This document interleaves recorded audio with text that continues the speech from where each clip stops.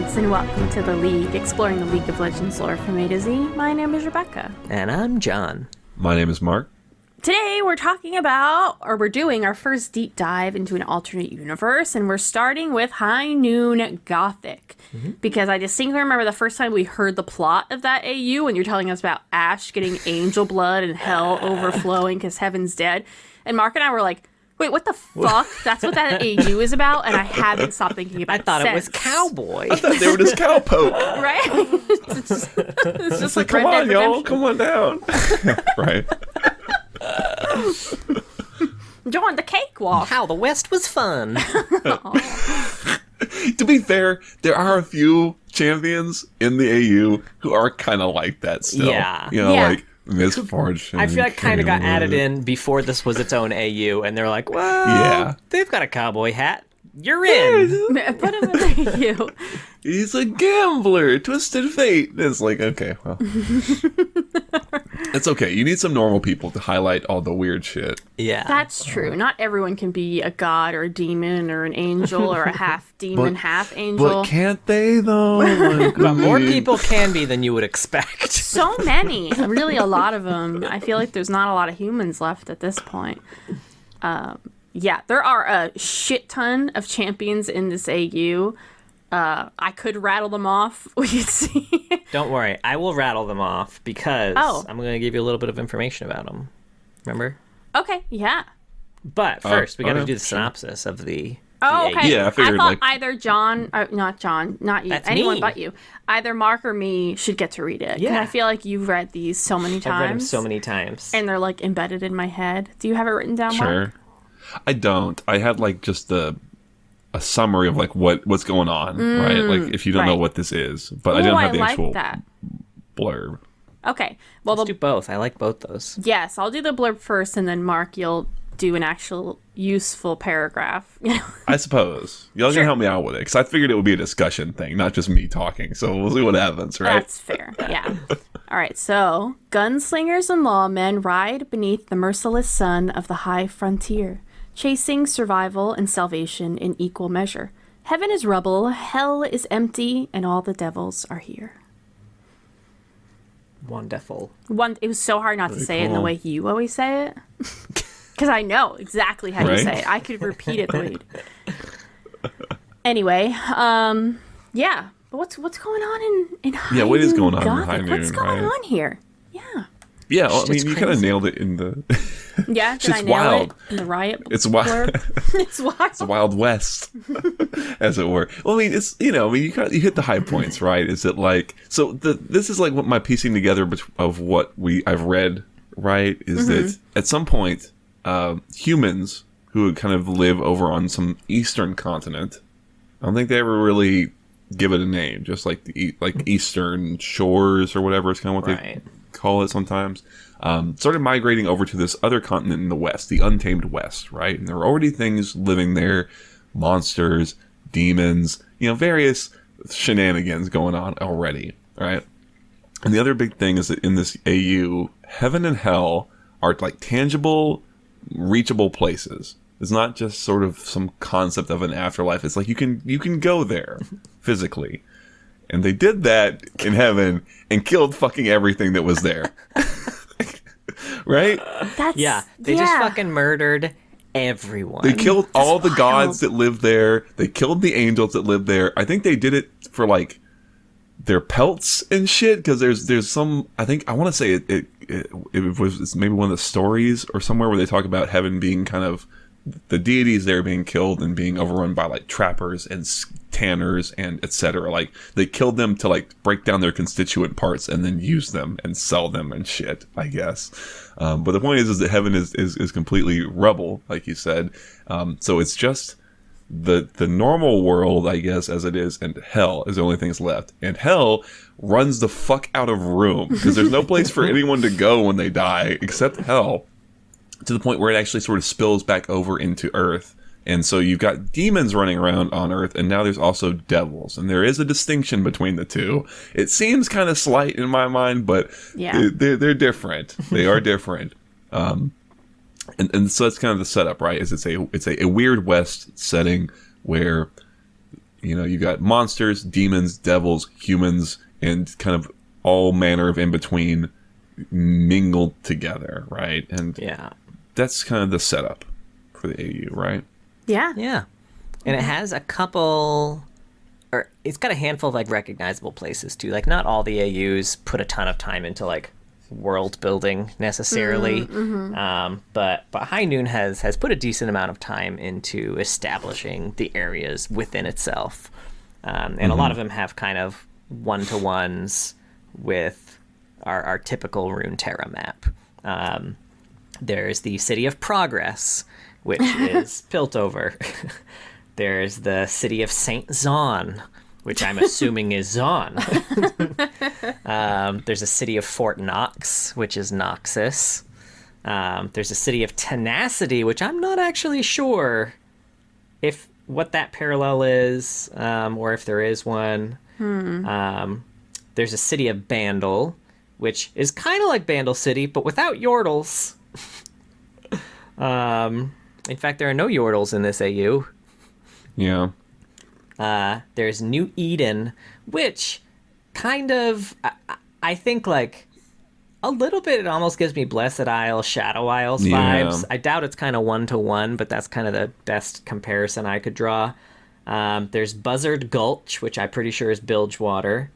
And then there's Angel's Perch, which, again, I could not find necessarily a parallel to, but apparently, according to Yone, it is overrun with secret hidden demons. Interesting. Yeah, it's hard. Like Fort Knox is like, a lot of these are pretty vague. I guess that's the thing, right? So like there's not some universe page where there's a cohesive map or anything. It's all through reference in stories or quotes or like single sentence, like AU sort of. I don't know what we call it for the champions when it's like, here's their little AU blurb. Oh, yeah. The shortest bio ever. Yeah, right. I almost read Fort Knox as something even bigger than a city. I know it's like, it's got fort in the name. It seems like it would just be a city. But some of the ways it was described, I almost read it as something a bit bigger, for example. So like it's a county, not a city. I do think it is much more similar to the Noxus of Runeterra in that it expands much, much further than most of the city-states in Runeterra do. Because they talk about like someone trying to, like in one of the stories we'll see someone is trying to get past it, and it's like it's not just like you could just walk around it, assumedly. It's like a big pain in the ass. Yeah. So yeah, I really like the world building for this AU. I know we're just kind of like talking about it, but it's got enough. It does a really good job of like giving you enough and then kind of letting your imagination sort of run wild with everything else. Like there's enough detail that you could really figure out. You can fill in so much of the blanks that are here for like an AU, right? Where we have some stories and we have these little champion blurbs. That's kind of it. Yeah. Right. There's not like this vast dearth of information like Runeterra Prime, right? And you have quotes, which unlike canon league stories, like we can actually kind of take the quotes at face value since none of this is canon. Yeah, it's fair. So these quotes are more canon, air quotes, than normal skin quotes would be. Sure. Yeah. You John sent us a message at like midnight or whatever. I don't know. All I saw is I woke up in the morning and said like 8 hours ago. It's like, by the way, they hidden a bunch of shit in these quotes. And you were very frustrated that Yasuo has no voiceover change for. Yeah. That is an old skin though, Mark. You're right. Yeah. Did that get roped in? I actually don't think that got lassoed in. You got lassoed in. Yeah. No, I think that was High Noon. Yeah, I think you're right. I think that was although there was a period that High Noon existed that it was not High Noon Gothic. Exactly. And I think that's probably where he came from. Like, Misfortune, Precisely. Longhorn Alistar, High Noon didn't exist when they were released. They were just like, you're dressed like a cowgirl. Yeah. Come on in, be a bartender. I'm a cowgirl. Yeah. Jin was like that too, I think. Sorry. I could be wrong, but I feel like Jin was like that, because that was his release skin. Yeah, that was his release skin. Jin. Yeah. Amazing, So. Now, this AU is separated into a handful of, like, archetypes, basically. So I'm going to go over kind of what the archetypes are and then who falls into those. That's First how I up. broke it down too. Yeah. That's how it kind of is in the wiki, so that was helpful. That's true. Yeah. I did change a few things after reading the blurbs that I thought maybe the wiki got wrong. Damn. John challenging the wiki. Yeah, well, I mean, one of them, He's powerful enough at this point. I'm feeling myself. Especially about the AUs, if anyone knows. Yeah, dude. Now, first up, we have sheriffs, which the wiki has Caitlin listed. Obviously, she's the sheriff of Progress. There's no other surprise sheriffs. there. So. Okay, you're a little more granular than I was. I said humans. I didn't write down as like their jobs too. Well, Oh, okay. yeah, the only reason I kept this as its own category was because I'm adding High Noon Yasuo, because he was miscategorized on the wiki. That's true. That's So true. you're not going to believe this, but High Noon Yasuo was accused of murder. So now he's in self-imposed exile. And he's the sheriff of a 2-street town. Still, even in his... This is post-exile. He's the sheriff Yeah. of a... They just let anybody be a sheriff, huh? Well, if your town's only got 2 streets, it probably goes to whoever has the biggest sword gun. But didn't they check his references when he applied for the job? This is the best paper trail. You know, wait for the old Pony Express or whatever. The old Hecarim Express. So easy to get away with murder. Oh, yeah. Oh my god. We didn't have to really get away with it. It doesn't Right, what seem does to this get be away with? I illegal don't think here. people usually You get just leave. I guess, where you die and go to hell, but that's overflowing, so it seems like it's easy to And get then you out. just kind of come back, I guess, as Although, a pissed off. You know, Guess you're a just like ghost. Runeterra. Wow, yeah. Fuck it. Yeah, it does seem to me, we didn't talk about the logistics of this, and I don't think they talk about the logistics either, but the impression I get is that hell kind of works a bit like the Black Mist, in that the stronger a spirit you are, the better chance you have of just getting out of hell. Yeah. Yeah, I maybe. can see that. Yeah, I can see that. Also, Lucian appears to have some sort of debt to settle with Yasuo. One of the many story threads attached to Yasuo that we will get no conclusion on because Yasuo doesn't have any quotes or stories. It'll be in the next Arcane season. That's Don't worry. I literally that was in my notes. When I was talking about Yone, I erased it because after going through his quotes, I then knew much more about Yone. But I was like, Yone said, you know, when Rel asked him about his backstory, it's a long story, and then that's all we And get to that's know all- about yeah. Yone. And then I wrote maybe season 3 of Arcane. I like that hand wave. Next up, we got cowboys. We got a lot of cowboys in this AU. I feel like the majority of the cowboys are the people who Thrown weren't in a part. here. They were thrown in, yeah. Yeah. And not all of them seem strictly cowboy-ish. Some of them are working folk. I don't know what I would define a cowboy as. So maybe the working folk are still cowboys. We'll just leave everyone here. Okay. We got Longhorn Alistar, who's a muscle for hire. He's very old and one of the last of his kind. We got Desperado Cassiopeia, who apparently is one of those ones that got thrown in here, by the way, but apparently leads her own band of outlaws. But in the Lucian story, also she just kind of works at a bar. Maybe it's a side hustle. Yeah. Who knows? Yeah. I think they didn't have her figured out quite yet or whatever. I don't know. I do love how she gets mentioned in Lucian's story, just in passing. And there's no blinking at it. It's just like the woman who looks like a serpent and has a veil over her eyes so her customers don't get turned to stone. Could be anyone. It's just Right. like, that's normal. Yeah. Not even a second look. Yeah. We got High Noon Darius, who lost a duel to his brother, so he made a deal with the devil to be big strong. He got real big strong. Real big strong. I mean, when Did you're- immediately get downed Yeah. after becoming big strong. That's okay. But he's back and Yeah, better he's than ever. fine. But I mean, I guess that's what happens when your little brother beats you up. I know, right? Yeah. Awkward. Do you think he made Darius say uncle at the end? Oh god, I hope so.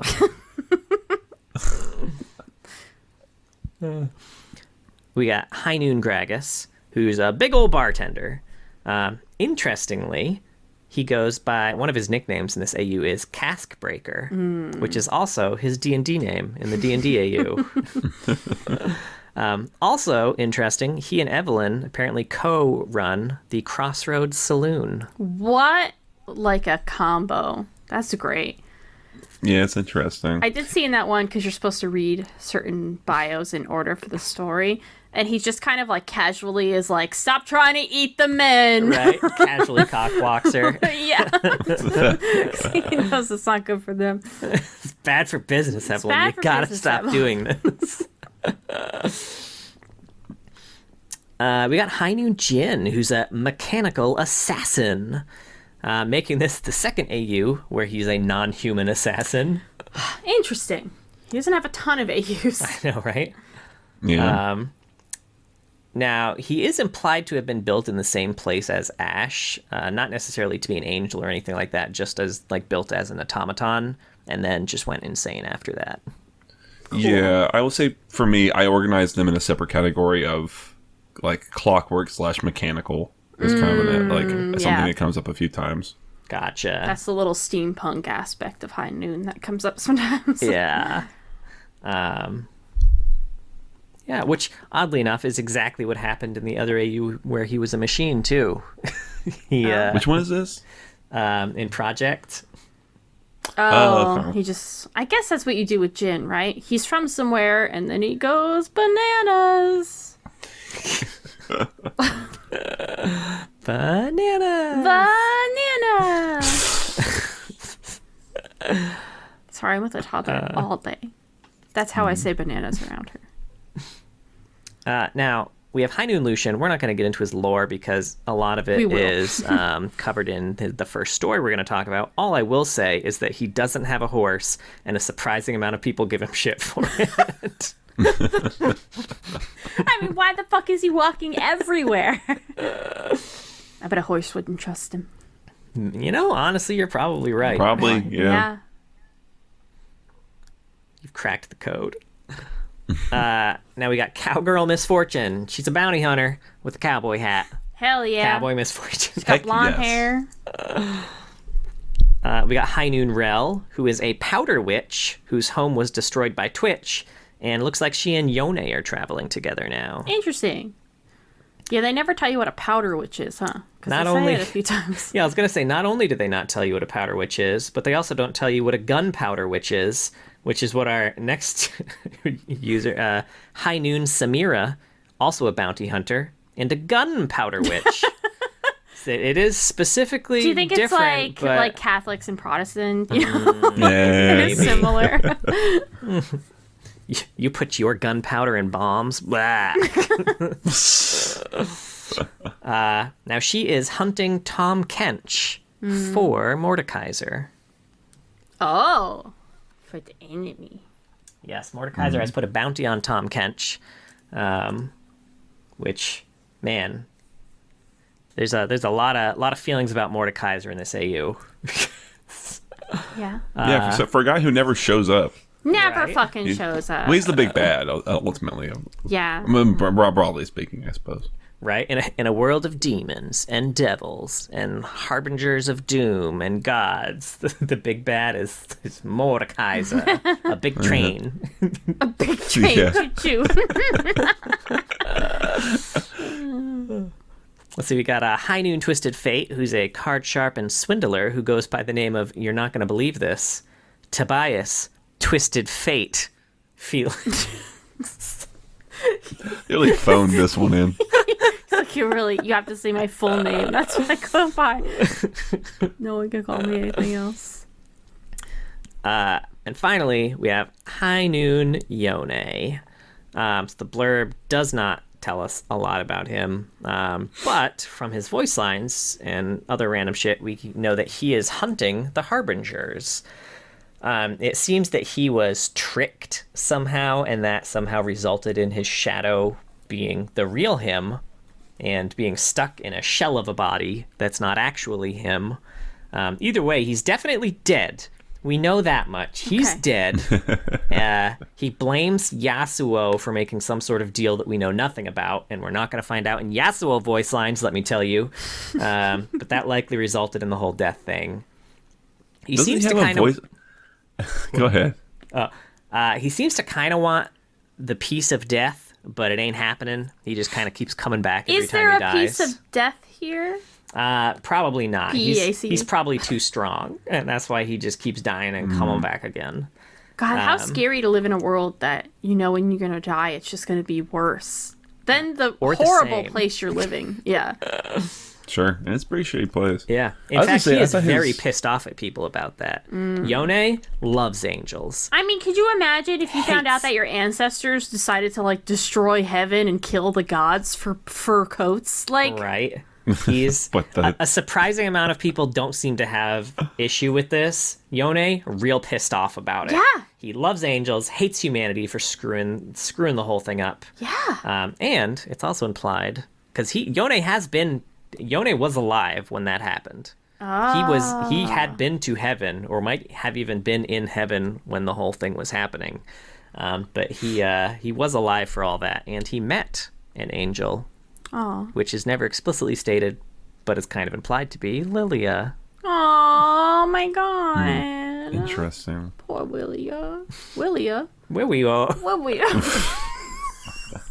Sorry. Yeah, I wish we had a little more deep, like tangibles about Yone, because he's interesting. It's a lot of it's very vague, but him Yeah. especially, right? As I was reading the voice lines and the blurbs, I think I found a lot more people that are alive now were also alive before the destruction of heaven than I at first thought.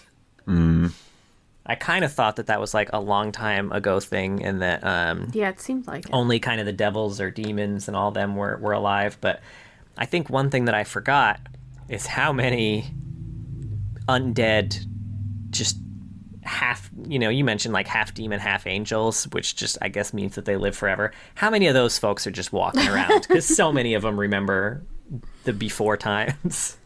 Yeah, that's true. That's true. So next up on my list, I have the Harbingers of End Times. Real quick, where do you have Victor? Victor, I have in the Because he was a big question mark for me, because they never really say specifically where he's at. He's working now for Mordekaiser. I do have him listed as Devils He's in and Demons. Devils and because Demons, I don't think he himself. The question is he? He wasn't a devil. He was just a dude. Yeah. Is he a devil now that like? Is that part of the deal now that he works I on assume the it's- train? Like it's kind Yeah, I of assume he's like an Urgot situation, kind of something like that. Yeah. Where he's some deal or something has put him in an untenable position or something like that. yeah. I So was that's where I curious put where him. you It had is a him. question mark though. He could very well just be a cowboy with a terrible hand in life. So Sure. just like his regular. That's why he made a new one for himself. Ayo. Oh. Now, first up in the Harbingers, we have High Noon Leona, who is the first Harbinger. This is the Lady What is a of House- Harbinger? Because we've talked about it a lot. So let's, Yes. like, real quick, what's a Harbinger? Oh, okay. So these are kind of the when they all gather, it fulfills a prophecy of the end of times. Now, it is Yeah. a little bit different, I think, than kind of our, Four Horsemen of the Apocalypse type situation, we have in our lore, where like In our lore. in our human lore.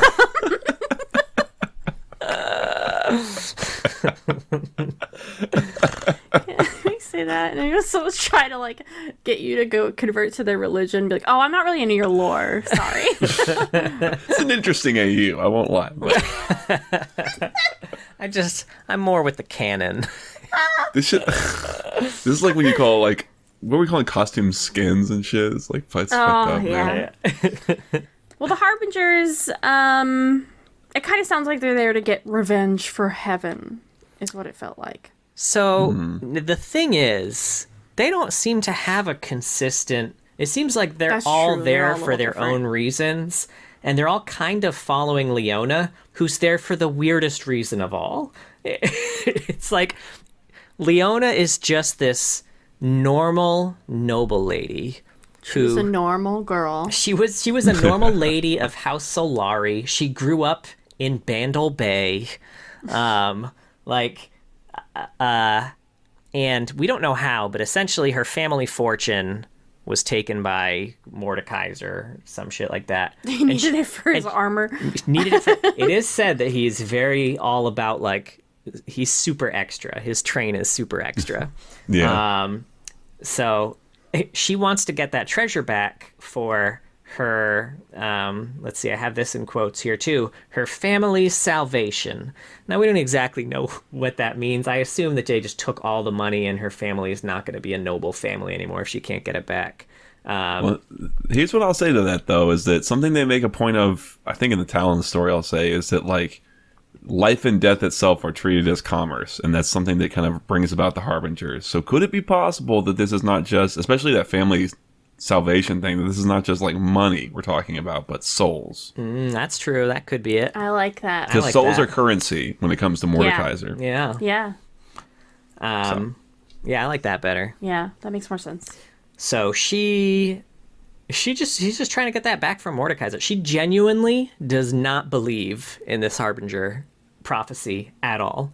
She's literally just here. She's here to do good, essentially. Like, she's very, her voice she's lines. like that reluctant hero, like the chosen one who doesn't want to be the chosen. Yeah, one, she almost. just does not want to be here. She wants to. Her voice lines are all like so proper, and she's like, she's generally good. That being said, in order to help with this quest, she did make a deal with Tom Kench. Like, he was like, oh, I'll give you this magical sword, and it's not even going to cost you anything right now, but I might call on a favor. Which, she's super naive, by the way. She, like, Bandle, from what we can gather, very secluded. She's like, oh yeah, we've got people who cheat there, but like nothing like this. She probably had no fucking clue what type of deal she was. She seems super like cheery about it too. Like, oh yeah, Tom Kench, let me know when you need that favor back. Oh my god. But she has like this magical demon sword now. She is aware that her traveling companions are less than good, which is kind of a problem for her. But she also knows that she's going to need the help, and she seems confident that she can do good with them. So she's the first Harbinger. Everyone is kind of following her in this AU, despite this reluctance to even be here. Then we have High Noon Varys, who's the second Harbinger, who is basically a dead angel who's out for vengeance on all the people who destroyed heaven, which it seems like is kind of everyone from what I can tell. He's raging. Yeah. Cantor just rage. Has some relation to Talon, right? Some relation to I don't know the Talon, specifics of it. Oh, they My do ge- share a splash, too. Yeah, my guess is that... I don't think it's ever explicitly stated. My guess is that he is the angel who corrupted Talon and made him kind of part angel, gave him a conscience against his will. Oh, it's like Angel with a Soul and Buffy. An angel, right? Yeah. Or Buffy, I guess you said, yeah. A vampire with a soul in Buffy. His name is Angel. Oh, God. That's what I was fucked going that for, up. yeah. I really fucked it. No, you didn't, because Angel David has his Borean own is- spin-off show. David So Borean! The Bones guy. Mr. Bones, they call him. Bones. I think that's why it's called Bones.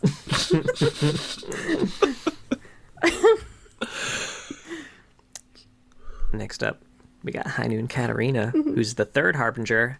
She's an outsider who was apparently swindled by Mordekaiser at some point in the past and is real pumped to join the fuck Mordekaiser party. Now, what's an outsider? Because they're super cool. Yeah. Outsiders, super cool. They're a type of demon that I feel like they're very stereotypical kind of type of demon. They're like gamblers, you know? They'll gamble and they'll make you bet the thing that You love the most. You love the most. And from what I can gather too, like, they're not cheaters. They're gamblers. Like, they'll gamble legit, but if they win, like, they will take that thing from you. Yeah. And one of the biggest surprises to me in reading this is that here is an AU that has a specific type of creature that will give you things in return for the things that you cherish the most. And Tom Kench is in this AU, and he is not one of those creatures. No, I kind of like it. He's got like a different thing going on. It's all right. I would have thought they would have given it to Twisted Fate, frankly. He would have been great, yeah. Yeah. And he could get, like, maybe he's like an outsider who's also on the outside of the outsiders because they're pissed off at him because he actually does cheat a lot. Oh, I love Sure. that. Oh, I kind of like that, actually. Yeah. He's like giving him a bad name almost. Oh. Damn, I kind of like that. It's a good one. Next up, speaking of the man himself, we've got High Noon Tom Kench, who's the fourth Harbinger, who seems to have kind of set Leona up to fight Mordekaiser. Seems like it kind of set her on the path. Like, oh, you need to fight this guy? You're not going to be able to do it without this. Gave her a magic blade. He's helping her with the heist, and he's just asking for a favor in return at a later date. I wonder how all these people found out they were a Harbinger, because it seems like they had a life before this. Did they get like a letter? I feel like most of them are just that. kind of hearing about it, maybe from other people. Because Leona dead did not seem like she knew. Like, she seems like someone told her about it, and she's like, no, that seems like poppycock. Yeah, now that we named our daughter Poppy, you can't say that word anymore. Oh, man. It's weird because, like, Katarina, I think in her little blurb, refers to them, because she seems to show up to the group after they've started to kind of form up, and it's like, I want in, you, like, Harbingers, specific, you know what I mean? Yeah. Like, So that was like a band name they up picked. and joins them, they're like, well, you're the next Harbinger. And then once they have 5, they gotta go. They gotta deny the applications. It's like, oh, we already got full stack. Sorry, we can't. So you can get in the next one, True. maybe. Yeah. So somebody want to leave. Okay. Finally, we do have High Noon Twitch, who's the fifth Harbinger, who is a traveling undertaker, but also maybe death, but also has a bone to pick with Mordekaiser. Interesting. Yeah. Those are the Harbingers. Mm-hmm. Yeah. Next, I have Angels, which... Do you want me to take over, honey? Sure, yeah, if you want to take over. Oh, no, I don't have to. Yeah, no, I've got it all written down here. Go for it. Okay, let me see. High Noon Ash. You were going to say something about Angels, though. Oh, no, I was just going to say there's... we have a combination of mechanical versus... I guess real versus half? Yeah. Yeah, there's artificial angels. Well, I think High Noon Ash is the only artificial angel, yes? Kind of. Okay. The only Kind full of, artificial yeah. The only angel. full, okay. Yeah, so High Noon Ash, John has here that she's a mechanical angel built at the dawn of the Pioneer Age. Ash is fueled by the blood of deities, oh my god, gunned down by the infamous land rush that destroyed heaven. Also mentions a higher power, and given Senna's whole resurrection thing, it means there's more gods out there somewhere. And according to Senna, it is very old. I like this idea that there is a god left somewhere. Yeah, there's at least one. And they're kind of They're trying very to old, very help, strong. trying to figure this out. But And also smartly hiding themselves. smartly hiding, yes. They probably have a Sure. great, fur on them. They're bling down. Well, in the Is it feathers? So what do they have that people wanted?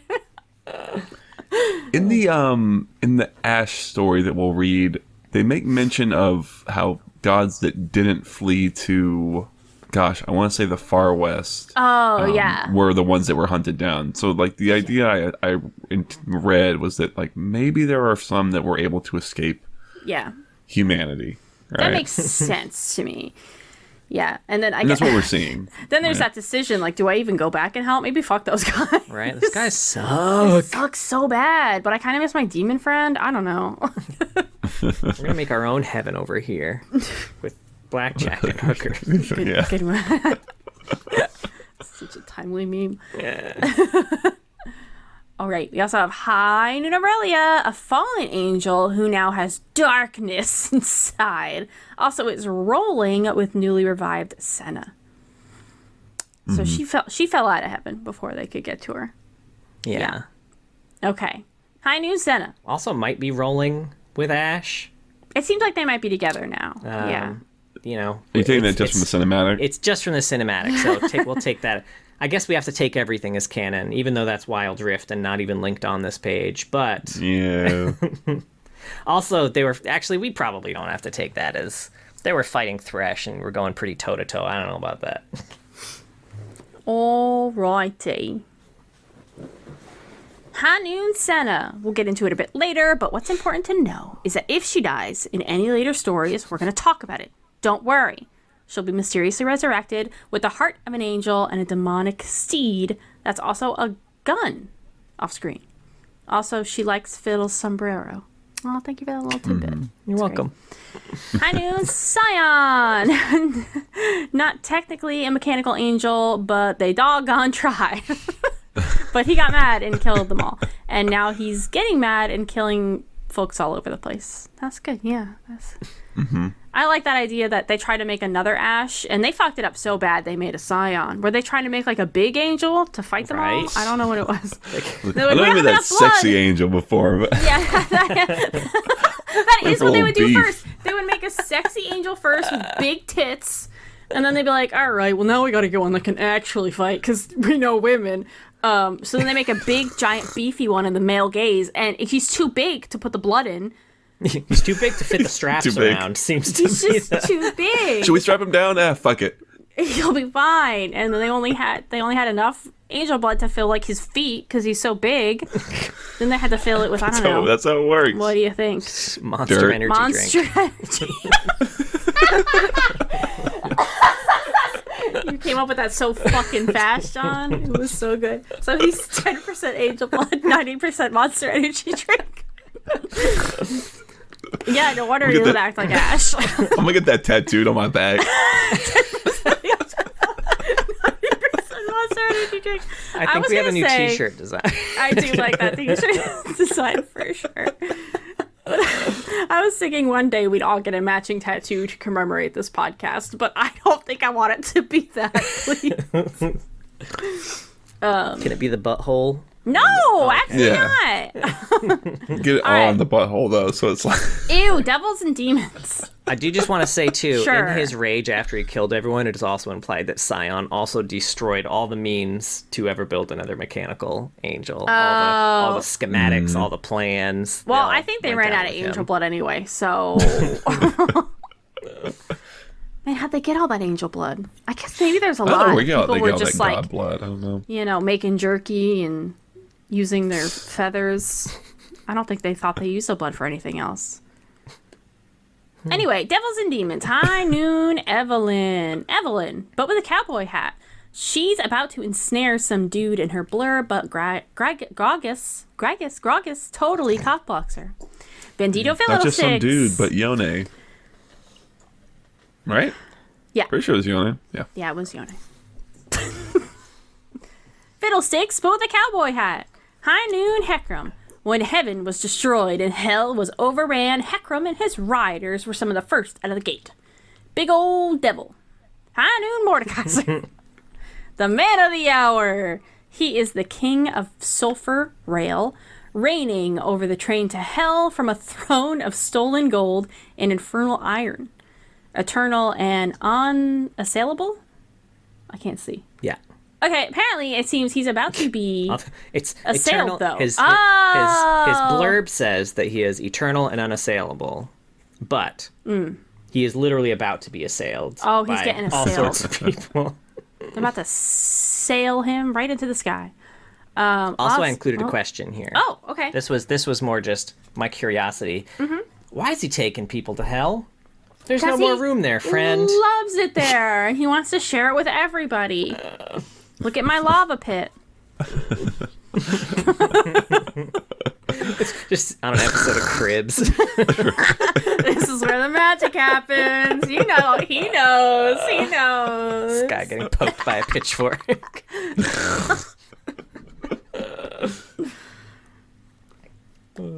Anyway, where am I? Sandsker Skarner. Yeah, you gotta scroll down. gets a huge upgrade with his newest update. He used to be one of many, basically just some big scorpions, but now he's a devil and uses his songs to trick people into thinking they're heading into safety. But if they follow, they're embalmed with sin and sand to join his mummified masses? I didn't know this. Yeah. Yeah. Damn, Skarner, get it. This place sucks. This place is does worse than suck. Runeterra. Oh yeah. I didn't Just don't think listen it to the could songs. get worse. Yeah, this was a nice change because it very much like before his whole update, he was just like Sonoran Kog'Maw, where there's just like they're big scorpions and they're everywhere. Yeah. Yeah. High Noon Talon. He's a demon corrupted with angel blood who seems to be working with Mordekaiser. High Noon Thresh, super old devil, like super duper old and crazy strong. Don't let that impact your belief in Senna and Lucian later when we talk about their fight with him. I'm sure they'll be fine. They won't be fine. Don't let Spoiler. them get your hopes up. High Noon Urgot, once famed railroad baron and millionaire industrialist Jeremiah James, that's such a good name, who bet his own heart on a game of chance and lost. Then made a deal with the devil, trading his immortal soul for a twisted, monstrous body of gears and iron. That's so badass. Right. High Noon Victor. And I'm kind of the thing about I didn't know exactly how to read this if it was actually connected in the way I thought it was, but I feel like it's kind of implied that the soul that or the demon that lives in Lucian's body, like half the time, might have been the one that he made a deal with. There's definitely something going on there. Oh, yes. Yeah. Yes. It did feel like that in The Man with the Smiling Shadow. Yeah. Last we have High Noon Victor, an engineer who's tried to rehome the souls of the dead in clockwork bodies in order to circumvent mortality itself. But Mordekaiser struck him a deal he couldn't refuse and now works as his kept engineer. So he kind of has a similar idea to part of his canon lore, or old canon lore. Yeah. Yeah. Interesting. In Creatures. fact, it almost has something related to his new canon lore too, with the Echo comic. He is also working as a kept engineer a bit at the start of that comic. That's true. Now, is it supposed to be sort of the implication that he was maybe leading or a part of the group of people who like created Ash and like Scion and all that jazz? Jen, Maybe. potentially. Because he seemed like, because like that, like clockwork mechanical creation stuff, like shows up a couple times. Yeah, I could see that for sure. That would and make also sense. I forget whose voice lines in particular, but I think they might have been Ash's. I think it was one of the angels or something like that seemed pretty pissed off at him. Just like, hey, you're not actually saving these souls. You're just like imprisoning them. Like, let them go.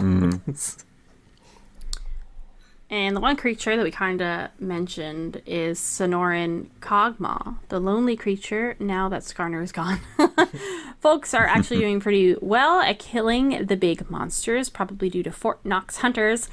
But now these little pests are short of natural predators, and they are hungry. Did I do it justice? He's so good. Thank you. Yeah, these remind me of, whatchamacallit, Borderlands. Oh, yeah, like this, was it the Skags? Skags. Oh my God, I Skags. played so much fucking Borderlands and I couldn't remember that. I wanted to say Scarls, but that wasn't right. I'm in league mode, baby. Anyway, those are all of the people. And then we have ones that you said are mentioned. Yeah, but I've got a category of people who are mentioned but don't in have this skins AU, but and- don't have skins in this AU. Yeah. First up, you got Draven, who, beat Darius in a duel. We know he exists here. Mm-hmm. We have Karthus, who we actually do get some lore on. Doesn't have a skin, but we'll get to him. Yeah. Kale is implied to be an angel in this AU by Ash. Same with Morgana. Diana, Leona is implied to also have a thing with her in this AU. Oh, cute. And yeah, if you come across a regular Diana, since Diana doesn't have a skin, she's like, is it you? And then if you kill him, it's like, no, my Diana's way stronger. Oh, damn. Dog 'em. Right.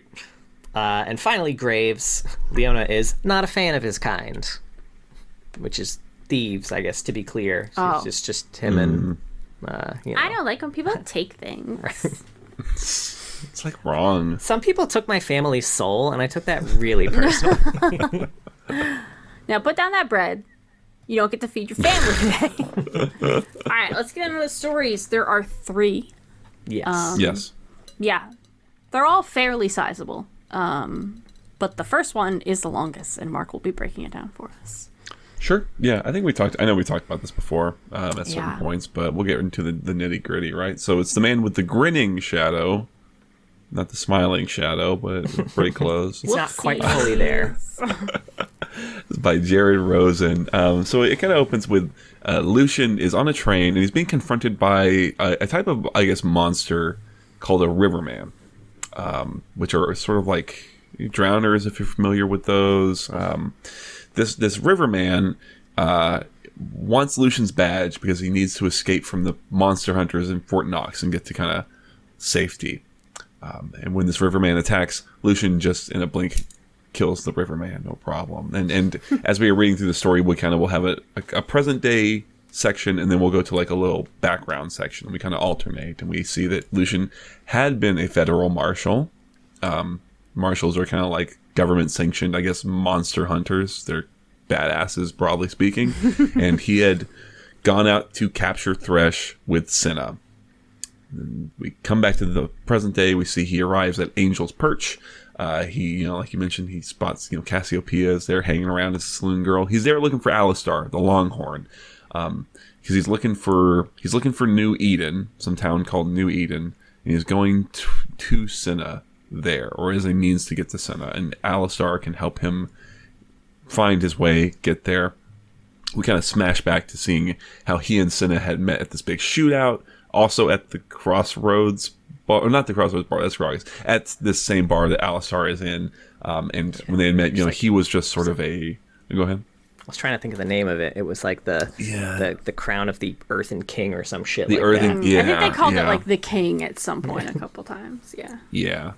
And then when they had met, he was just sort of his own independent gunslinger, and she was a marshal proper. And this is actually where Bounty Hunter Misfortune actually makes a small cameo as well, trying to capture an outsider.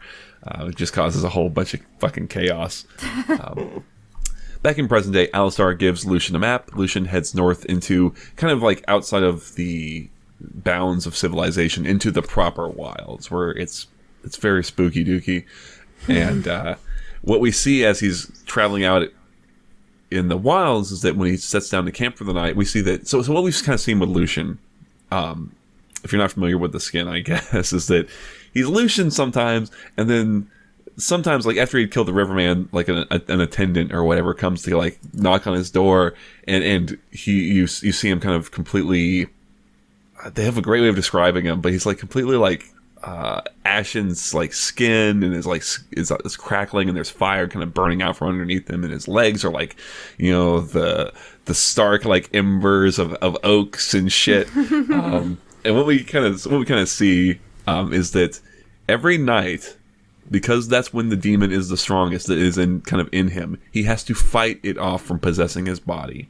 Right? Every night he goes into it knowing that if I don't fight this thing off, that's it. And also, he is losing slowly. The possessions are getting longer. Whatever is happening is something that he is like, the clock is ticking, right? Now that night, as he's sitting there trying to fight off his possession, Urgot shows up. Urgot kind of pops out of the ground, and he kind of just comes here mostly to just talk. I guess like talk some shit. Right? I think That's like literally all he does. He's like, I see you can't get up to kill me, so fuck you. right. It seems like they had known each other. Like maybe I think Yeah. Lucian had worked for him. I think was what it had been when he was still Jeremiah, when he was J. Jonah Jameson, right? And he looked like a normal person. right. Back before his body was an amalgamation of dozens of trains. Right? Before it ate fucking fire. Anyway, Urgot just kind of does just show up to say, like, I see you're losing that fight. You're going to lose that fight because I lost that fight. And when you do, I just want the demon in there to know I want to have some words with it. Which is kind of why we thought there's must be some relation to what has happened to Urgot in this first place, or in relation to what's in Lucian. So smash back to the past. We see the fight with Lucian and Senna riding out to fight Thresh, and they kind of give a little bit of backstory on Thresh too. That the way I read it is that Thresh is not just a devil; he's kind of like one of the old progenitor gods that has existed before the devils and hell and all that shit even was around. Like before, like something that was a party to the creation of the world as it is, and he was the one of them that did not die and is still just continued to roam the earth. So he's sort of a level above potentially even Mordekaiser is kind of how I read it. Anyway, so they go to fight him and they fucking lose super duper hard. So fast. They show up and immediately Lucian's like gun hand is completely not destroyed, I don't know, crippled, and Senna's throat is immediately cut, and he sees that Thresh is going to then flay her, and that's something that Thresh has been doing. So Lucian cuts a deal with Thresh, like, hey, you can have my soul, don't kill her. Thresh takes the deal and then immediately rips out Senna's heart. Oopsie poopsie, I don't know. I guess they don't have to hold on to their deals. Right? Like, how's that work? I'm curious about, Yeah. because I was going back and forth on this. Like, Thresh does seem to have like some sort of like supernatural sense into what's happening in the future, right? Like, he clearly knew that they were coming for him way before they knew that they were coming for him. I'm curious if he knows. She'll be resurrected. As Yeah, an like angel. I could take out the heart. She'll be resurrected. I'm not technically lying. I would love that. Maybe. Got him on the technicality. I like that. Yeah. That makes more sense to me. Yeah, plus they've scaled his power so high, like just in terms of what he is, that it feels reasonable that he would be able to kind of do that type of thing. I like that a lot, actually. Because otherwise it feels like it's such a cheat. Right? Yeah. Like, you don't have to cheat. Look at you. I know, right? Seriously. So back in present day, Lucian arrives in New Eden, and it's like a paradise. It's like he fell into Pleasantville, right? Everything is, except the opposite, in that everything's full of color, whereas everything else around it is it's like a little weird oasis. Everyone's polite and nice, and everyone is having a grand old time, and they're all kind of being gathered there by this Reverend Karthus. This couldn't go bad, right? You know? Lucian just kind of, for his part, thinks like, they've been kind of lucky and untouched by the bullshit around them. It's just like, I don't know, innocent naivete almost that this place even exists. And Karthus must have some kind of power that is helping protect it. Now, while he's walking around in this town, it's a little weird, and the devil that's inside him is upset, but not just like angry. More, it's frightened, which is weird to him. And as Karthus kind of brings him into their church, and Karthus starts kind of like talking to him, and Lucian starts kind of, he almost sort of like charms Lucian a little bit, is how I read it, where he's saying these things, and Lucian doesn't necessarily agree with them or doesn't necessarily want to do them, but he kind of finds himself, kneeling even when he maybe didn't want to, and the demon inside him is like, full alarm klaxons going off. And this is when Karthus finally kind of drops the veil. He starts like floating into the sky and like doing his death dirge, and we see the town for what it really is. It's like it's trapped full of the souls of like the dead who are kind of stuck there, and all the townspeople he's seen are actually these monstrous, undead, whether like spirits or whatever monsters that are kind of creeping up on him. And in that moment, Lucian sort of goes out, like he comes to an accord with the demon inside him. I don't know, they don't like, he doesn't physically go somewhere, but he's sort of in this sort of in between place where he and the demon kind of agree that, okay, we're gonna work together on this because it's the only way we're gonna, I guess, get out of it. And he kind of accepts that, it will have the body eventually. He goes Super Saiyan regardless. He kills all the fucking things around him. He blows a big old hole in Karthus's head. Assumedly they're dead, but he does look back and thinks he sees them all just still there, kind of waving at him as the church kind of collapses down on them. Nice try. Got the my passive. I'm sorry. but he kind of has resolved to give up on trying to reconnect with Senna. He will see her whenever he finally dies, and instead to go and mete out justice on Thresh. And that's kind of where Lucian is left at the end of the story. Yeah. Yeah. Yeah, this is extremely good. This was so good. You God, get yeah. a lot of history about just the High Noon world sprinkled throughout as well, which is good. If you want like an idea of what the world feels like, this is going to be the best story for it. Absolutely. Yeah. So he's going in different towns and just kind of meeting with different people. Yeah. Yeah, Jared Rosen fucking killed this one. Yeah, it's really good. Oh my God, I think it's wonderfully written. I wish I had pulled more quotes. It's like the way they describe Lucian when he's all demoned out is just wonderful. It's such a creative, exciting like setting. I want to spend time here. Like I desperately want to do something in this world because it's just so cool, right? And gotta make a D&D campaign in this world. I kind of did, right? A little bit. Yeah. I mean, the Weird West stuff in general, I think, is a lot of fun. But yeah, it's like I said, where there's enough detail that you, like you said, you get the real feel for it, and then there's enough kind of left there that you could kind of just fill it in with anything, you know. And if something showed up, and I assume they would write it in a way that like it would feel very appropriate and natural, and it's just this wonderful blend of the, you know, just in general the Wild West tropes, and then just the horror that they've got going on with it, and then like I said, the actual moment to moment writing is just it's so vivid, right? Yeah, I don't know, I love it. It was great. I feel like Jared Rosen's like his two stories here, like fast climbing, if not already at my favorite writer that Riot had. Sure. Real bummer. Yeah. real bummer. I hope you're still writing, Jared. Write some more shit for wherever you're working now, and I'll Write read some it. westerns. Honestly, yeah. I have a bunch of notes about this story that You are do just have like a lot, yeah. Yeah.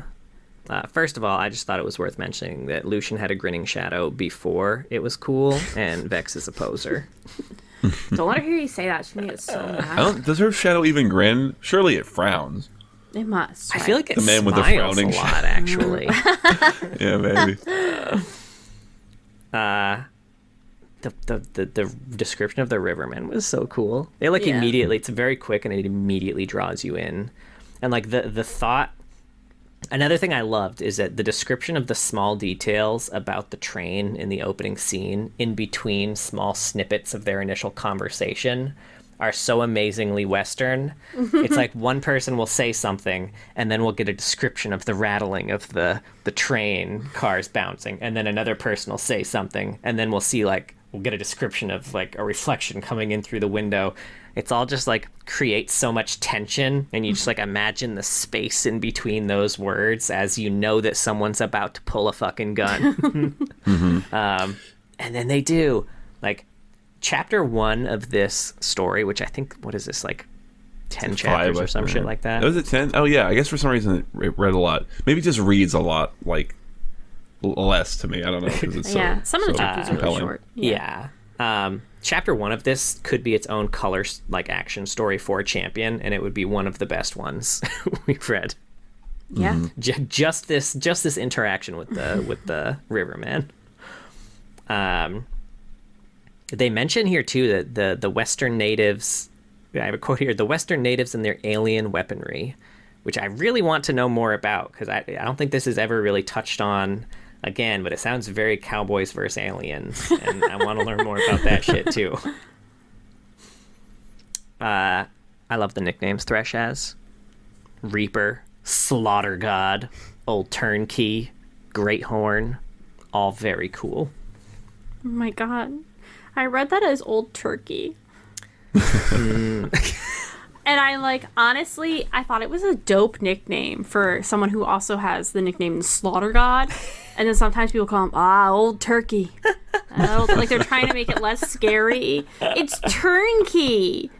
I didn't just read it as Old Turkey here. I read it as that in the story. I thought it was just Old Turkey. Yeah, I go there too, frankly. That N is like, it needs to be capitalized or something. I don't know. Thank you. let's see. When Lucian is talking about other shit that he's killed, he remembered tangling with a particularly nasty specimen near Chuparosa, which is another place, I don't know where it is, but that moved with the speed of a desert storm, kicking up whirlwinds as it went. I don't know more about that creature, too. I'd love an action piece with that. Mm. Unless it's just, Yasuo. It was just Yasuo running around. I do have a bit of the description of Lucian changing into the demon. I don't have all of it. I just have a little bit. Its face seemed to peel apart, mouth broken in horrific ecstasy as hellfire illuminated a ragged, mocking grin. Which I highlighted that specifically because it's more face-splitting smiles that Riot loves so much. Sure. Yeah. Yeah, I had a bit. I just like the way they phrased it. It was like it had the rough shape of a man, where a man made from campfire ash. It's like, yeah, I kind of like it. I don't know. When he met Alistar, there's a quote here that said, "More nights than not, a boisterous challenger would have their skull pulverized with a single swift butt to the head." Which, I'm glad we're acknowledging what getting headbutted by Alistar would actually do to a person, because it's in-game damage, just not to adjust. They just kind of bounce away like he's made of rubber. Yeah, pull no punches. I have the description of the Outsiders here too, which was very cool in this story, because this is kind of the one where we get the best description. See, the Outsiders, so they claimed, were from everywhere and nowhere at once. Creatures in clean-pressed suits whose love of gambling had made them infamous among outlaw clans and desperate homesteaders. Beating one meant riches beyond compare, conjured from nothing and guaranteed by an outsider's wax seal, itself worth a small fortune. Losing was another matter, as they accepted no wager less than a man's most deeply cherished possession. Farms, watches, children, souls, a favorite knife. The bet was always steep, even if you didn't know it yet. I do like how a favorite knife is compared to your child. I mean, some people. See, Right. I imagine... I always think of, Jane from Firefly when I think about that. And how, the one episode where, Malcolm got married and then he tried to trade him a gun for his wife. It's like, this is my most prized possession. It's my very favorite gun. It's my very favorite gun. Call it Vera.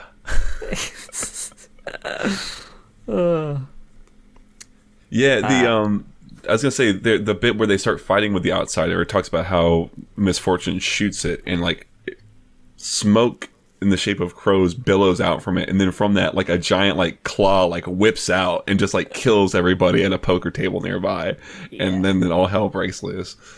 Yeah, it was cool This as hell. place sucks. I don't know how they made it out, because it's also implied that at the end of that fight, somebody did make it out of the fight with what they came for, and that seems wild to me. Yeah, it's almost like comedy, where it's at some point Misfortune grabs the bit from the thing, and the thing goes chasing after it, and everyone else is like, well, I guess we'll just go to the other bar and drink. Go to the bar across all the street. survivors this one's ruined. anyway. Just go to a bar to play poker, and fucking ghost hand smacks you to death. This part of the story too really, the whole story in general really makes Senna out to be a super badass, which is nice, because I feel like we don't get to see as much of that. We see a lot of the Senna lore we get is her either being captured or Murdered. murdered, or even after she gets out, she gets out and immediately tussles with Viego, and Viego just keeps overpowering her. It's a sad state of affairs for our poor girl Senna. Like you said, tussle. Yeah. They had a row. Brouhaha. But yeah, Senna's definitely a turbo badass in this one, which is very cool to see. Mm-hmm. Urgot's description, also very cool. I just wish I could actually visualize it. I have a very hard time taking the description that they gave him and putting a picture to it, and I feel like a splash does not help me do that. No, the splash just completely undersells it. let's see. I have a long quote here. What is it for? This is a description of Thresh, which, for the record, this is, I think, the coolest version of Thresh of any of the AUs. And he is like, I feel like in most of the AUs he finds himself in, he's one of the coolest people in those AUs. So They that's really saying love something. Thresh. They love Thresh. Yeah. The cosmic beings who birthed the gods grew old and died. Their ancient bodies fell to earth to become the mountains and valleys and primordial seas. But Thresh continued on, his unnatural life sustained by a bottomless, ravenous thirst for destruction. Before spoken word could give shape to his name, all living things knew his face, the skull of a beast, hateful and burning, gazing balefully down upon them. His malice was woven so deeply into his ancient form that it could never be purged, and he walked across broken bodies of the vast things he had outlived, devouring the souls of their sad and forgotten children. So cool. I mean, he gave birth to a god. At least one, probably multiple. Hashtag strong mama.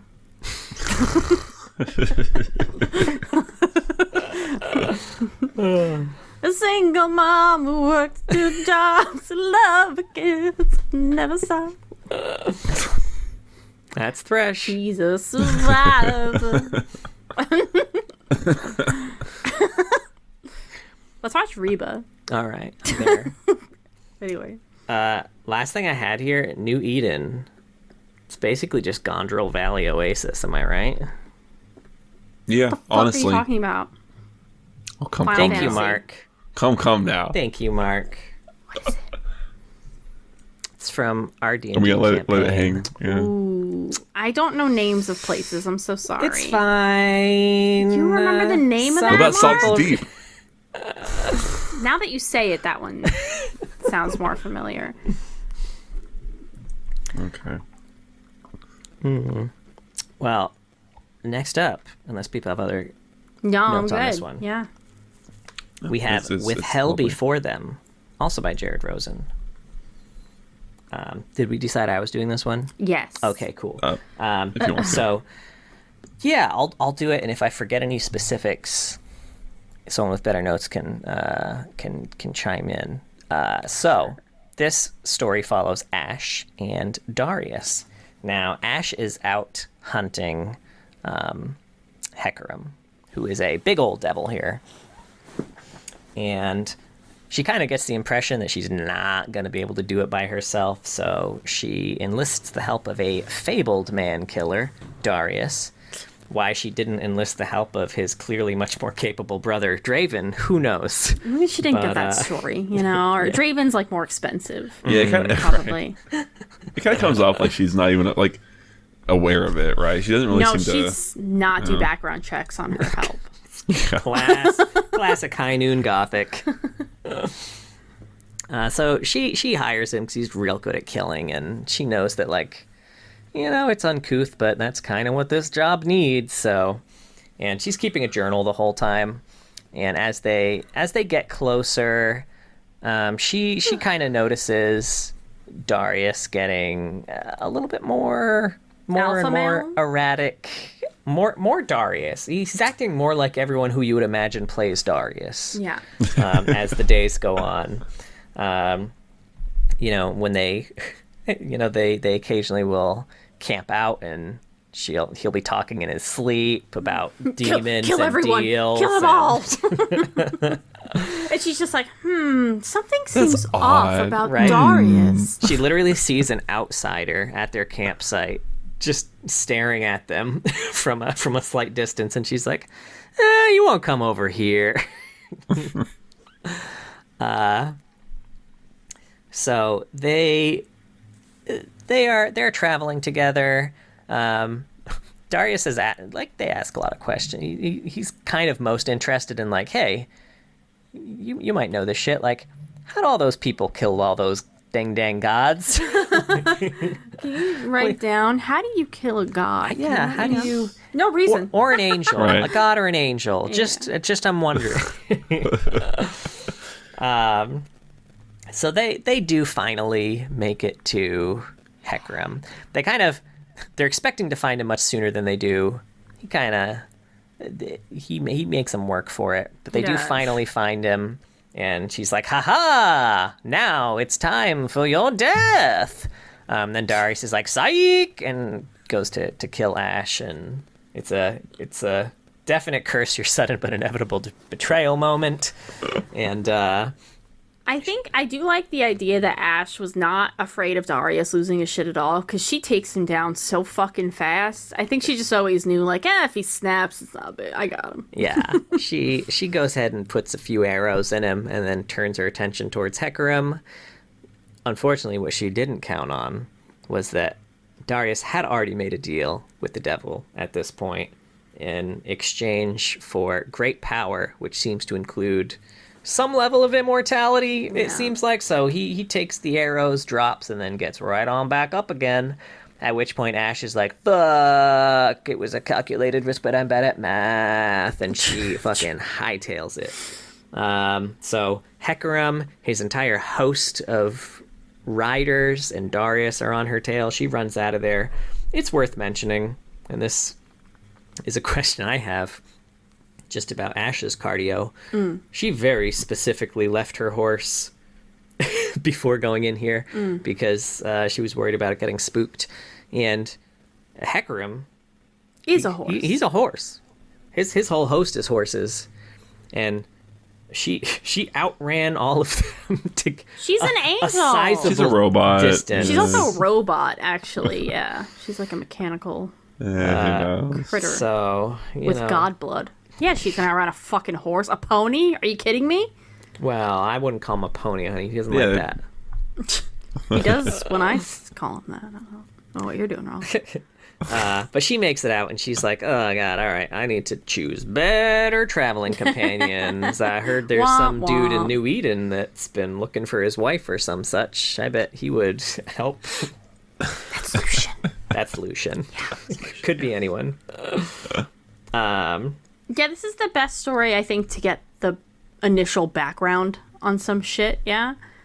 I feel like, although we've already talked about it all, but if you were reading all this for the first time, you get some good background on this one. I do like when they kind of walk past God Bones at some point. That was very cool. They're like, it's kind of Yeah. implied that Hecarim's entire lair is It's just deep God within the bones. body of Yeah. a dead god. Which makes me curious, how did the humans kill these gods? Darius's question I is think legitimate. someone's getting corrupted over there. Oh, shit. Fuck, no. I'm just curious. They're so big. Watch out, John. And they're like flaying them from the bones. Like, how? You can live in one. Don't you point your fake bow at my face. Anyway, those are my feelings on it. Yeah, go ahead. No, I want to hear your feelings. Oh, shit. Oh, thank you. I was kind of okay about this one. I think it's like I had just read The Man with the Grinning Shadow, which I Yeah, loved, and it's a then with this one, it's like It's a good. little, it's a little more mild. I think some of it's like because it's all after action reports from Ash, excuse me. Like, I think I would enjoy more just a story about her and Darius together and seeing them interact a bit more. Rather Yeah. than her being like, yeah, he's being a little weird today. He's being a little more weird today, you know. Yeah, I'll say the journal thing didn't really do it for me. At the end, she's talking about, whoever finds this, dear reader, you know, whoever finds my journal, just know that I picked a bad friend. I don't even remember how she ends it.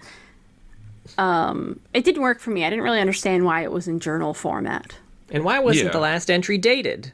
She That's clearly true. It had. was question marks.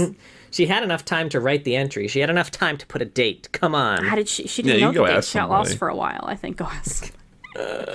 Yeah, It's worth mentioning the second journal entry is dated June 9th. Ooh, 69. Also, John and Mark's birthday. Sorry. they want How I to make sure remember that we his get birthday. Yeah.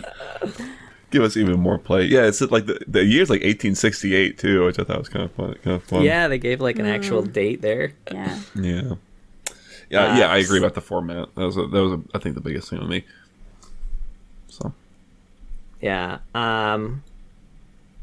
Ash has a quote here that said, Darius reminds her strongly of her creators in the East, but more so of his forebears, men who years ago stormed the gardens of paradise and slew the things within.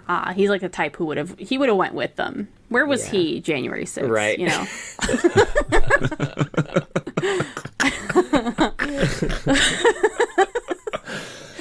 up in heaven. He's just wearing a longhorn hat. For I legit had to double check if Darius even had a skin in this line when I read this story, because I've never seen anyone play it in my life. No. he does not. Also, this story, because I've read this before all the blurbs, I didn't realize that not all the angels were clockwork and subsisted on blood. Like I'd assumed that was just kind of what all of the angels were in this AU until reading this. And But she had angel blood in her, so how would she get angel blood from things that are clockwork? You know, no, so I knew that Ash was a clockwork angel with But you angel thought blood. Yeah, you thought all the angels were clockwork, though? I thought all of them were clockwork with angel blood. Oh. Well, then where would angel blood come from? Where did well, hers it's God come from? blood anyway, From the right? angels. Like, Oh, yeah, that's fair. look, I don't know where she gets in the first fucking place. I'm just saying. I assume angel blood, they're like fleshy sacks of people with blood inside of them.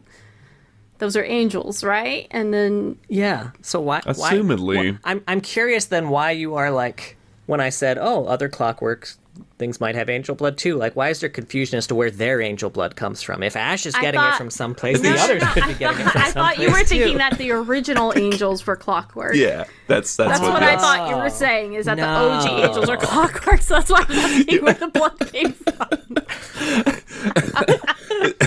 I'm high. What's your excuse? I made sense the whole time. I made sense the whole Like, time. it's so great because I can see where the miscommunication is, but it's too complex to like explain. It's just funny. It's fine. It's fine. I'm gonna listen back to this and be like, "Oh man, Job was so right. I made it way more complicated than it had to be." Anywho, She has a quote that said, I trust the man, despite my misgivings about humanity. It's a feeling born of She- pragmatism, and I suspect he trusts me in kind. no, She's very the most yeah. naive angel. Right? You can add Right. clockwork to the angel, but you can't take the naivete out of the angel. That's what they Any say. more notes on this That's one? what, Huh? yeah. Let's see. It was only 50 years prior that the deities who did not retreat into the far west were hunted mercilessly by the government, gunned down by federal marshals, and broken apart by skinners, tanners, and scavengers. The gods' colossus bones, too big for even these greedy men to lift, were left here, the rock quickly forming around them into what cartographers have deemed a canyon. Though a canyon, it is not. Now, this raises a lot of questions for Sure. me. Because this really makes the federal marshals look like the baddies. Yeah, Here. we the baddies. There's skulls on our hats. Yeah. So, I mean, I don't know if they just were then and they're better now, or whether they're still the baddies, or whether it also kind of made it seem like the federal marshals might all be like a Noxus establishment. Like I know the hunters are, but it kind of makes it seem like the federal marshals are too. Yeah, I don't know. I do really like the idea that is more of a thing, either a thing in the past, like you said, or it just kind of varies for like who knows where what's going on with them now. Maybe there's more broadly dealing with problems. I think that'd be real neat if they pushed any of this story forward with like Ash going to seek out a former federal marshal, and maybe that's something that is that written as if something. I mean, she knows about it, right? Because she wrote the journal then. So I don't know. That's not as. I guess I like more the idea of it being something that she kind of comes to learn or whatever. But I don't know. Becomes less trustworthy, perhaps. I guess she is pretty trusting. All right, now stay with me here on this, guys. Take away the burning skull thing from Hecarim. Sure. Okay, just imagine maybe there's no burning skull. Maybe Sure. he still has A face. a face there, Okay. right? I see it. Now, the description of Hecarim now: lower half, horse. Horse. Yeah. Torso, human. Human. Mhm. Head, fucking horse again. Feet, human. Fe- Have you ever seen a creature this absurd? With one big horn. human genitalia. The feet, though, imagine 4 feet. Like, big feet. And then you guys say, like, slap. Like, They slap. I like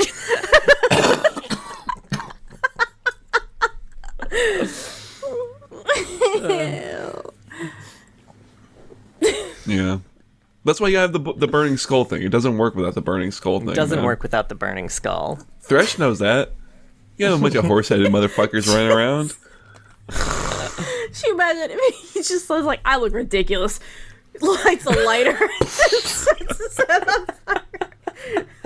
This is me now. It's like getting it's not a a phase, haircut. Mom. You're like, Yeah. oh, God. That's so funny. And finally, the stranger on the road. Yes, the stranger on the road. I'm so prepared. River Jaffe. River Jaffe. Okay, this is about 2 people, mainly. They are referred to as the cowboy and the stranger. So the cowboy is traveling from tenacity to progress. He's herding cattle for some money.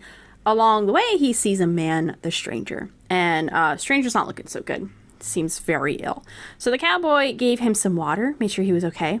He also checked him out because this stranger super hot. Like, really, really handsome. Did you guys notice that? I have an entire section of my notes that is out of context snippets of this story that make it sound like literotica.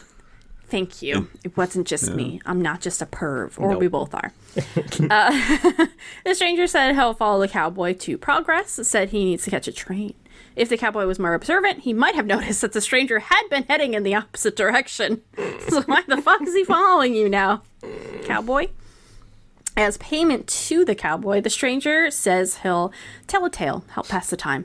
So, not a good story. The stranger talks about the 5 harbingers and how they will get, I don't know, they're like here to bring the end of the world, and we don't really know what that looks like. He also mentions Ash and Senna here and how they're just like the beginning of the end. No one really knows what the end will be. Everyone might die, or maybe just the evil people and a new age of man will arrive. The cowboy asks the stranger what he thinks the harbingers mean, and he mostly says, like, we're all on borrowed time, I think. This is when the stranger stops faking his sickness, because he kept, like, coughing and stuff like that before then. So he stands up straight, reveals that he has, like, a bird arm under his sleeve with these fiery claws. Yeah, he pops his top off and his bandana to reveal his body. Half of his body very demon-like, and the other half has like white feathers everywhere. The cowboy just kind of stands there, really terrified. And he hears the whistle of a train, even though he knows there isn't a station nearby. The stranger kindly wipes away one of the cowboy's tears and then stabs him. We switch to the stranger's point of view after that for the last chapter. Okay. He mentions that he's looking at the body he killed now, and it actually makes him feel guilty because of all that damn angel infestation or whatever. Stupid angel. There was a time he wouldn't have cared. He would have looked down and been like, haha, and piss on the corpse. Get fucked. Get fucked, loser. Get good. Get good, yeah. GG easy. But now he feels bad. Unlike League players. So the stranger guides the cowboy's soul out of his body, and along comes a train that accepts the cowboy's soul as payment for the stranger to board. We now know that this is the sulfur rail, and it goes to hell. Also, is this just Mordekaiser? Mordekaiser's there. Oh, he's kinda, just like, there. runs it. Oh, he's there on like a Yeah. throne. It might also be him. Who knows? His whole body is. It's could just be a like the one train. part of his left cool. leg or something. The stranger tells the ticket taker, or the soul taker, to tell his boss that Talon's here. This stranger was Talon all along. The fuck? Oh my gosh. They gotta talk, him and Mordekaiser. Something about harbingers. Talon's chilling for a while until he notices he's being watched, and the cowboy, whose soul is like sitting there just waiting to go to hell, is staring at him. Just like big glossy eyes staring at him sadly. Talon gets pissed up and he stands up and he's like, what do you want? Like maybe not to be going to hell. But Talon yells an apology that doesn't really feel sincere, if I'm honest. It doesn't sound like a good I'm sorry. But then the cowboy reaches up, brushes his tear off Talon's face. Talon wants to cry, but he's like, no, big boys don't cry. So he bottles all that up and just sadly looks out the window the rest of the ride to hell. And that's the story. It's great. It's so sad.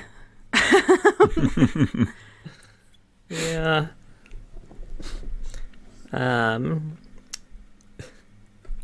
Cool. I liked it. Yeah. Yeah, I liked it a lot. Yeah.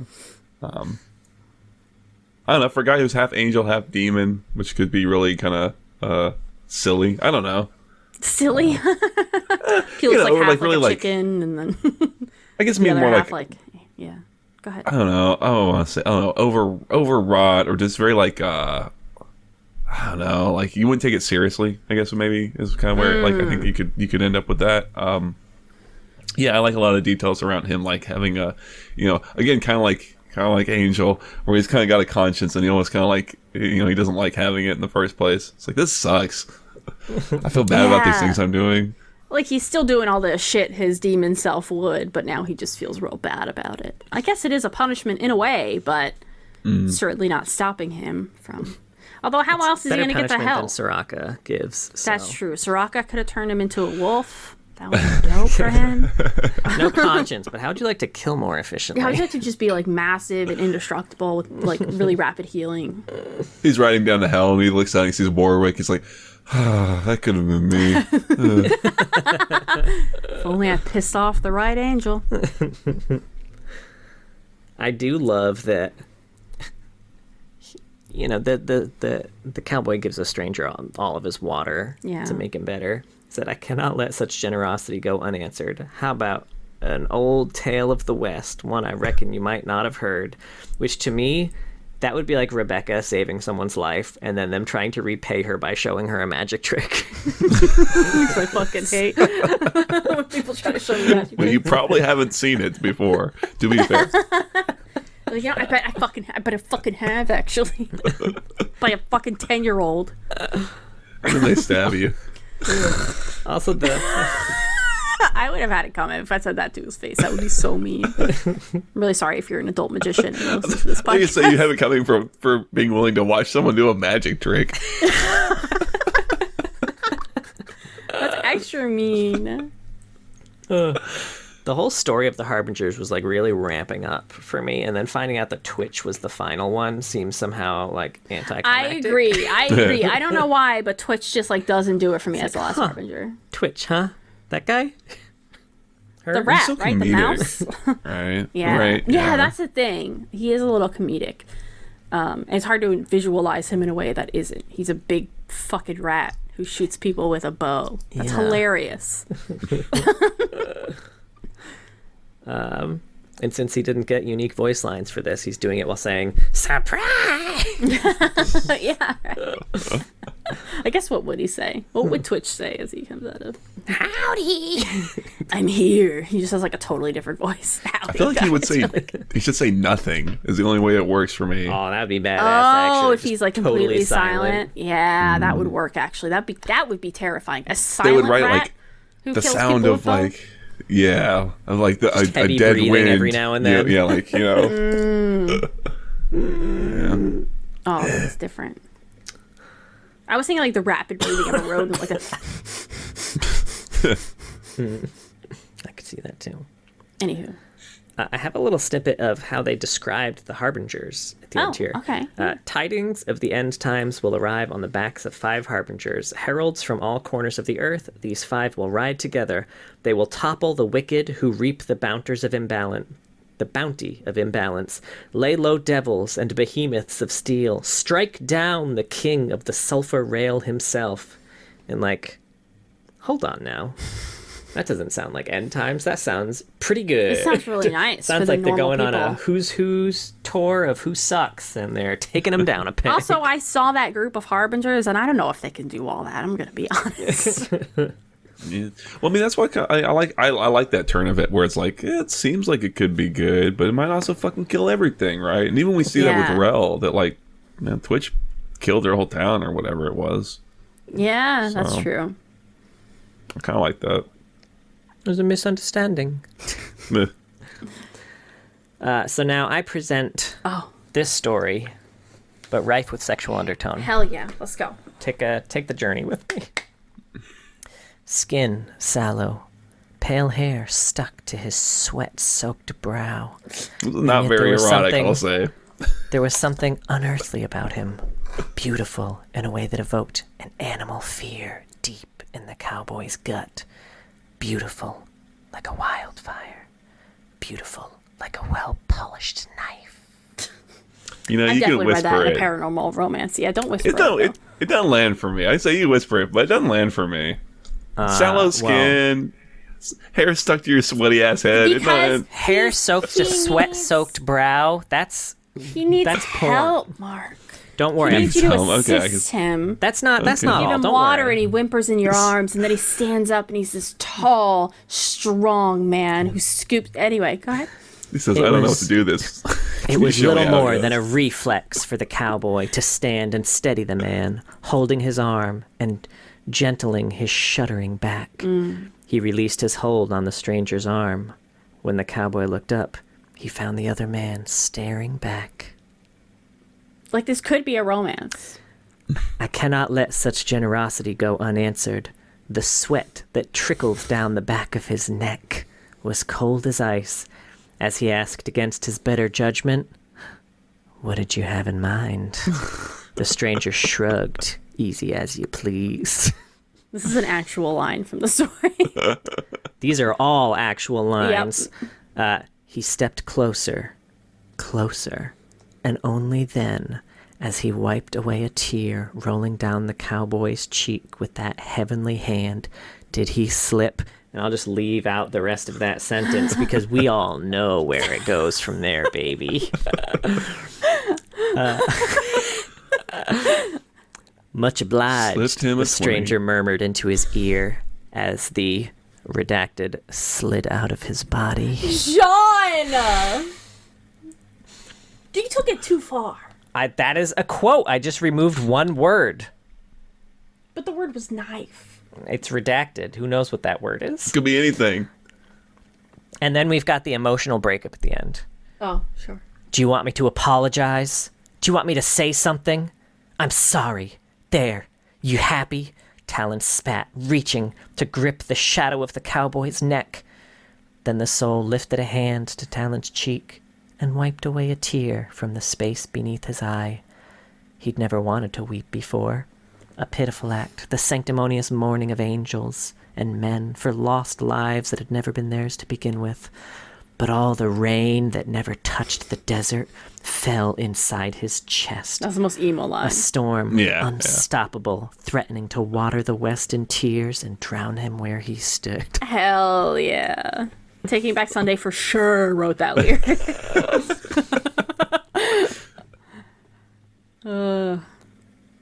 I feel, yeah, It's- I get it. You yeah. know, I've I read thought it Sure. too. this erotic novel specifically. They should Well, do that with why him and haven't you Varys. wrecked it to me?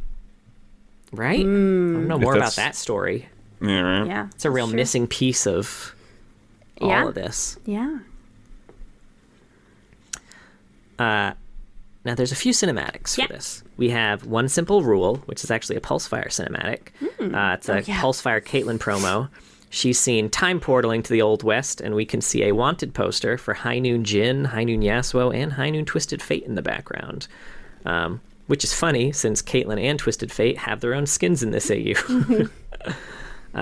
Also, Pulsefire Ezreal has been here as well, and said, "Last time I went to your universe, I almost got eaten by a cowboy demon. Good times." I do like the idea of an AU being that they can skip into other AUs. That's really fun. Yeah. And I do like one of the things that I never went over these when talking about the AUs. Every single AU has a quote from Ezreal, Pulsefire Ezreal in it. He's been everywhere. Damn. That's pretty cool. So yeah, we'll learn more about that. Then we've got A New Devils in Town, which is a Lucian face-off, no pun intended, with Thresh that ends right before it starts. But from everything I know about Thresh, this seems like it's going to be pretty one-sided anyway, so... But, you know, Lucian wasn't a demon then. It's Yeah, true, He right. wasn't a demon. He's still not a devil. True. And the one who birthed Certainly the not gods. the oldest. But sure, Just you and your leave him demon will be great. alone. Why were they trying to hunt him in the first place? The hubris. He kills a lot of people. Just like Yeah. give him a wide berth. Yeah. Then we've got Duel with the Devil, where Ash and Aurelia team up to fight Thresh. And there's like an actual fight this time, which they seem to be doing pretty well. But my guess is it's just Thresh toying with him just for funsies. But like you do. they're angels. They might have a Yeah. chance. Maybe. Sure. Now, I don't have a lot of fun facts here. Ooh, I just have so glad we still get fun facts, just two. though, honey. Because we talked about a lot of them just kind of throughout the conversation anyway. So we mentioned this used to be just a regular old High Noon skin line with cowboys and shit. It was officially rebranded to be High Noon Gothic in 2018. Yeah. And in her splash art and in game, Ash rides a black horse. However, in the image for With Hell Before Them, Ash is riding a white horse, and Darius is riding a black horse. So, you know, it's possible her horse in game originally belonged to Darius, Ooh, and she then stole it from she him. stole it on Maybe her that's way how she back got out. away. Yeah. They know Horse what they're ran away and doing. ditched her. Riot, they got a hold on this lore thing. But that's all I got. Well, nice. That was the High Noon AU. This is our first alternate universe. I think it's probably going to be one of the longest, with maybe like Star Guardian beating it out, I assume. I imagine Star Guardian, KDA is going to be up there. Yeah, I think Star Maybe- Guardian is Honestly, the probably longest. Pentakill too. Well, that Star Guardian's project- for sure the longest though. Yeah. Star Guardian should be 2 parts, honestly. Yeah. Oh, Project- yeah. I like that idea. Breaking it up between like the first season and the second or whatever it was. I don't know. But anyway. You mean season 1 through like 4? Yeah, whatever. 1 and Yeah. 2, 3 and 4. But yeah, I like this AU so much. I think they'll keep adding to it because it is such a big one. And I imagine the skins are popular because they keep making them. So Yeah. they wouldn't keep making skins for a line that wasn't popular. Yeah, and this also, we do joke about it. This does lend itself so well to like maybe show? like an animated series Yeah, show. Like, literally, even it if would it's be a so different good. style than Arcane, like if they did a show like this in a style to like the Castlevania Netflix show, like I'd watch the shit Sure. out of that. I watch it Absolutely. in any style. Could be the Bob's Burger style. I don't give a shit. Yeah, that'd be fun. Well, anyway, thank you so much for listening. We have a Twitch, twitch.tv/warheads. John streams on Saturdays. He does TFT and ARAMs with viewers. So if you want to hang out with him, you can do that this Saturday. Although, again, this episode will be posted before then. But yeah, I don't know if he's going to be streaming Saturday. We're busy with Mark. Well, I gotta say it like that. Okay. Oh, I just meant you're coming over for the Yeah, orgy. I yeah. don't know, it sounded pretty salacious. To rearrange our living room furniture really hot. I guess it will be hot. We're gonna slide around our redacted Ew. what furniture. Pivot. We also have a YouTube if you want to see our charming, lovely faces. Mark's arms. The guns are out today. Yeah. Oh, yeah. You can check out our YouTube. On I full did a video display. call okay, my Mark? parents. I did a video call my parents wearing this shirt, and I forgot I was wearing it until my mom said, "Mark, what are you wearing?" Yeah. It's a beautiful shirt I got him for his birthday. Yeah. Mrs. Mark's mom. You also have a Discord. That's her name. If you want to find some people to play League with or post memes or make some friends, please join the Discord. And we have a Patreon. Thank you so much to all of our patrons. But a very special thank you to our Medarda tier patrons, Mr. Dead and King of Hearts. If you were in High Noon Gothic and needed rescuing from even a devil like Thresh, Ooh. I would sign up. I would make a deal to save your lives so And that then you my could be heart would get resurrected as angels. Ripped out. Yeah. Well, please be sure to join us next week as we talk about our first region, kind of, by talking about all the regions. We're going to look at Runeterra as a whole and just kind of discuss it. The map, the look, the feel, the vibe. Place sucks. Taste The the vibes touch. off, The man. vibes are off.